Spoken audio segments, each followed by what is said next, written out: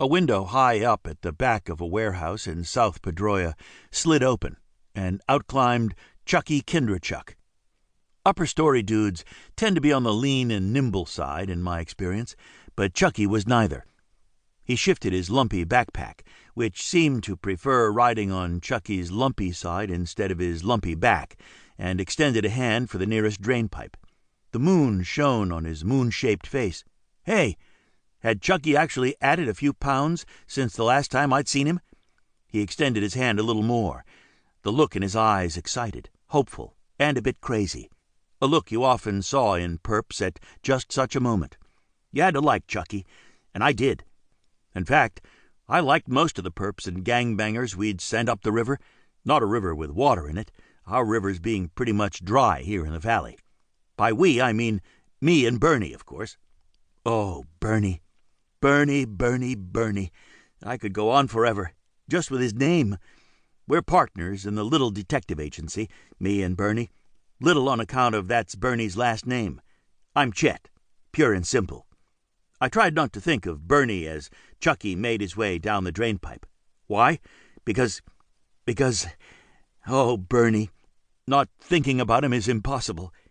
From around at the front of the warehouse came the crackle of Rick Torres's shoulder radio, a sound completely missed by Chucky, now working his way down the drainpipe.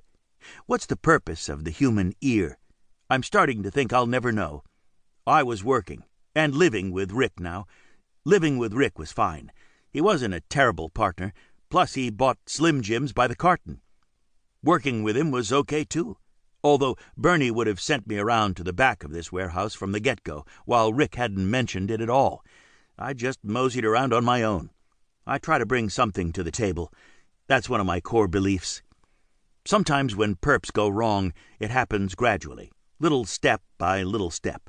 Other times, it happens all at once. Boom! Which was how it went down with Chucky. Halfway along on his drainpipe journey, and for no reason that I could see, he lost his grip, went, "Ah!" and plummeted to the alley. Boom! I felt the vibration in my paws. Chucky's backpack flew free and tumbled over my way, spilling out a stream of cell phones. Chucky lay on his back, gasping for air, and slipping in a groan or two in between gasps. Meanwhile, from around the front came another crackle from Rick's radio, again missed by Chucky. It was time to move things along. I barked. I have many barks. This one means, "Let's go, people." Chucky raised his head, turned in my direction, blinked. "Chet?" My tail started wagging.